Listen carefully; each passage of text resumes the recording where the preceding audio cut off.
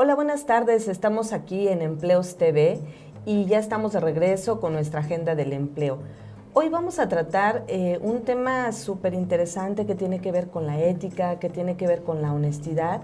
Y para eso está aquí con nosotros Fernando Sentíes, que él es director general de la MITAI y también presidente de la Asociación Mexicana de Profesionales de Ética y Cumplimiento, AMPEC. Buenas tardes, Fernando. Hola, Pilar, ¿cómo estás? Pues muy contentos de que estés con nosotros, pero de que además nos vayas a compartir datos e información sobre una encuesta que hicieron recientemente y que vale la pena revisar, porque este tema de la ética y que está vinculada con la honestidad, pero también hablar de temas de corrupción, creo que es muy importante para las organizaciones, para todas las empresas. Así es, estamos viendo una coyuntura donde esto se está volviendo no algo deseable, sino algo indispensable, tanto en el sector público como en el privado, ¿no? Así es, y déjenme platicarles un poquito.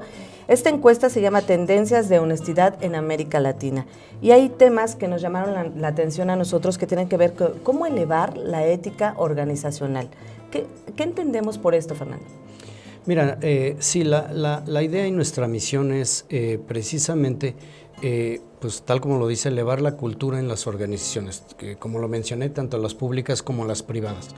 El problema de la corrupción en México en términos generales es un problema sistémico, y eso quiere decir que hay un elemento estructural de las instituciones y las leyes, pero también tiene un elemento cultural, ético-cultural.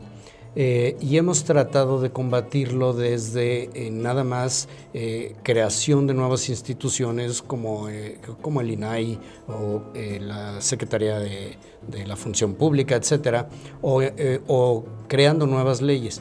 Pero nadie ha tocado, y ni siquiera tangencialmente, el problema cultural de fondo. Entonces nosotros lo que hacemos es impulsar ese elemento que falta, porque si no van a pasar muchos años y vamos a seguir teniendo los mismos problemas. Así es, no solo se trata de que el gobierno aplique, digamos, nuevas leyes, nuevos reglamentos, sino también que las empresas o las organizaciones empiecen a atender el tema desde adentro. Claro, de hecho la nueva Ley General de Responsabilidades Administrativas anteriormente solo atacaba, digamos, la responsabilidad administrativa de los servidores públicos. La nueva Ley General de Responsabilidades Administrativas pone en la mira por primera vez a las empresas, tal como lo hacen otras leyes en el extranjero, por ejemplo la FCPA en Estados Unidos, donde entienden y contemplan que en la mayoría de los casos de la corrupción, sobre todo los casos de la gran corrupción, siempre hay funcionarios públicos, ¿no? Y normalmente empresarios del otro lado. Y es lo que estamos viendo, de hecho, aquí todos los días. Nos hemos hecho un vistazo a lo del huachicoleo y pues ya hay creo que 12 empresas siendo investigadas por esto, ¿no? Entonces sí, efectivamente, la idea es meter ese elemento en ambos lados de la corrupción. Pero que tiene que ver también con el actuar de cada persona, ¿no? Un poco, eso me gustaría que abordáramos después de esta pausa que vamos a hacer.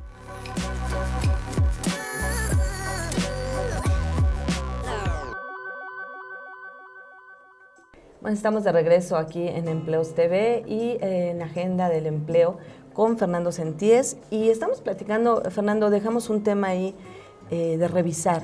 ¿Por qué tomar o le ha pasado a las empresas hablar de robo, hablar de honestidad, de esos trabajadores que de repente tienen acciones que uno no se explica, pero que quizá que tienen que ver con los procesos dentro de la propia organización?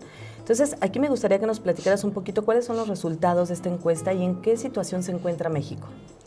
Mira, fueron varias dimensiones que evaluamos que normalmente son las que más preocupan a las empresas, ya sea porque les causa un daño al interior de la empresa, como el robo, por ejemplo, que eso no te trae problemas fuera de la empresa, pero que igual te genera un menoscabo, ¿no? Y otros como por ejemplo el soborno, que puede ser tanto al interior de la empresa cuando por ejemplo tu área de compras se colude con un proveedor para dañar a la empresa. Pero también puede ser que, por ejemplo, un ejecutivo soborne a un funcionario público y entonces sí empiezas a tener problemas de otro tipo porque te pueden fincar responsabilidad penal ya como persona moral bajo la nueva ley que mencionamos, la Ley General de Responsabilidades Administrativas. De hecho, salió ayer a la luz en las noticias el caso de HSBC, donde por primera vez un juez finca probable irresponsabilidad penal a una persona moral. Y ese es un caso inédito, ese es el primero, y es muy probable que a partir de ahora empecemos a ver esos casos. Entonces es muy importante que las empresas sepan lo que está pasando, porque el daño que les causa, no solo económico, reputacional, es incalculable. Así es, y mencionabas también el caso, México estamos viviendo una situación muy particular que tiene que ver con el huachicoleo, ¿no? En donde justo se están dando situaciones como el robo, como el soborno. Cuando uno empieza a analizar la información, te das cuenta que está involucrada un montón de personas, ¿no? Quizá por la falta de tener, no sé, prácticas mucho más adecuadas que vayan encaminadas al tema de la ética. Claro, de hecho lo que se pretende hacer y la obligación que ahora tienen las empresas es de elevar la ética organizacional. Es decir, lo que este juez hizo con HSBC es fincar responsabilidad, y la única forma en que esa empresa puede evadir esa responsabilidad es demostrando que como empresa hizo todos los esfuerzos posibles para evitar que sus empleados se involucraran en actos deshonestos. Es decir, eso es en lo que consiste. Si la empresa no puede demostrar eso a través de programas de ética y cumplimiento, entonces finalmente es responsable de manera penal por ese ilícito, ¿no? En México se está trabajando en algo, se está haciendo algo, o ves un área de oportunidad grandísima, porque hablamos mucho de corrupción. De hecho, lo comentábamos antes de la entrevista. En este gobierno que está empezando, el tema de la corrupción es muy importante y valdría la pena como darle seguimiento. Entonces, quisiera conocer tu opinión sobre qué tanto se tiene que hacer de trabajo para lograr efectivamente que las empresas no caigan en este tipo de situaciones y condiciones. Mira, lo que es la corrupción en términos generales, sobre todo desde el punto de vista gobierno, hay mucho que se ha hecho, se ha avanzado mucho, sobre todo ONGs, que tienen muchos años trabajando en políticas públicas para prevenirlo. De hecho, de ahí sale el Sistema Nacional Anticorrupción. En cuanto a las empresas, estamos en pañales. Es algo prácticamente virgen, prácticamente nuevo. Las únicas empresas que tienen estos programas prácticamente en México son empresas extranjeras y que ya traen sus programas desde allá. Sin embargo, a pesar de ello, tienen muchas áreas de oportunidad. Es decir, porque no están tratando con las mismas culturas que en sus países de origen, como por ejemplo Inglaterra, Estados Unidos, Canadá, etc. Entonces, hay muchísimo que hacer, y ahorita de hecho yo siento, es mi sentir, que hay mucha confusión. La gente sabe del tema, está interesada, saben que tienen que entrarle, pero no saben por dónde, no saben cómo, y parte de lo que nosotros hacemos es tratar de darle claridad a esto, por dónde ir, cuáles son las tendencias. Que es como una evaluación, ¿no? Aquí algunos datos que nos comparte Fernando de la encuesta de tendencias de honestidad en América Latina. Señala que México es el país más violento de América Latina, con 33.80% de aprobación, pero también hay otro dato: el 16.4% justifica el robo. El 27% de las empresas en México sabe que sus empleados podrían robarles. O sea, sí se ha identificado, pero tampoco es que se haga algo. Sí, es que antes no había datos. Aun cuando las empresas se tomaran la molestia en llevar a cabo estos procesos de selección, no teníamos verdaderamente datos. Esto surgió precisamente porque Transparencia Internacional decía que México, dentro de algunos países latinoamericanos, era el que más daba sobornos. Entonces nosotros aprovechamos la información que teníamos en las bases de datos de cientos de miles de personas evaluadas en toda Latinoamérica, y nosotros no contamos qué tantos sobornos se dan o no, porque no tenemos esa información. Lo que hicimos fue, que es lo que nosotros evaluamos, ver cómo la gente justifica ciertas actitudes bajo ciertas circunstancias en cada uno de estos temas, para ver qué tan proclives son a involucrarse. Y resulta que, por ejemplo, en el área en el tema de corrupción, en el tema de soborno, probablemente México sea el país que por su sistema dé más sobornos. Sin embargo, la gente lo justifica menos que en otros países, como por ejemplo Ecuador, donde un porcentaje mucho mayor de la población lo ve como algo normal y aceptable. En México no lo vemos ni tan normal ni tan aceptable. dentro de esos países de Latinoamérica. Déjame ponerlo en contexto, no estamos comparándonos con países sajones, ni nórdicos, ni cosas por el estilo. Dentro de los países latinoamericanos no somos los que más justificamos, a pesar de que haya un mayor número de porque además tiene sentido, digo, en América Latina adolece de este tipo de temas, ¿no? Honestidad, claro. Corrupción, etcétera, ¿no? Así es. Y en el tema de la violencia, por ejemplo, es algo que nosotros no esperábamos y que coincide, si tú te fijas, con todo lo que están diciendo las autoridades expertas en seguridad y las ONGs expertas en seguridad. México se ha vuelto un país muy violento. Y efectivamente eso es lo que vimos. México no era así. Y el 33, casi 34% de la población justifica la violencia como un medio normal para resolver disputas o diferencias. O sea, eso es gravísimo. En países que tienen condiciones sociopolíticas mucho más adecuadas para la violencia, por decir algo, Nicaragua, no son tan violentos como en México.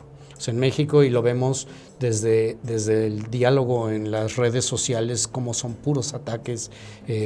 Cuando vas manejando en el carro, todo se arregla a empujones y mentadas. En todos lados hemos recurrido a la violencia como la forma para arreglar los problemas, ¿no? Que es un dato que no se esperaba, pero vamos a hacer una pausa y regresando me gustaría que nos platicaras cómo aprovechar pues toda esta información, cómo lograr que las empresas lo empiezan a utilizar y cuáles son como las recomendaciones que tú harías para llegar a un nivel ético pues más alto, más elevado. Regresamos.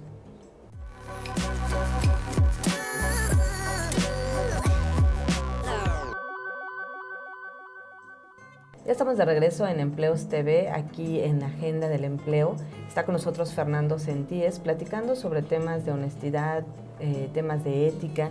Y justo nos quedamos en esa parte, Fernando. ¿Qué propuestas hay o cómo hacer para transformar nuestra cultura dentro de la empresa hacia más ética, que tenga que ser más ética, tomando en cuenta estos aspectos que nos estás dando? Mira, yo creo que lo primero es que la gente se empape de lo que tiene que hacer. Es decir, tu riesgo más grande es no saber que tienes ya ciertas obligaciones que cumplir. Entonces, asesorarse con expertos en temas de ética y cumplimiento, conocer las nuevas leyes aplicables. Cada empresa, dependiendo de su giro, de su tamaño, está sujeta a un marco regulatorio diferente. Por ejemplo, una fintech está sujeta a reglas diferentes, por ejemplo, de prevención de lavado de dinero, que a una empresa farmacéutica, por ejemplo, ¿no? O de energía. Entonces, la empresa tiene que conocer su marco jurídico y saber a qué está obligada para prevenir precisamente esos riesgos. Lo segundo es hacer un plan, un programa de ética y cumplimiento. La Ley General de Responsabilidades Administrativas, en el artículo 25, se refiere a una política de integridad de la empresa.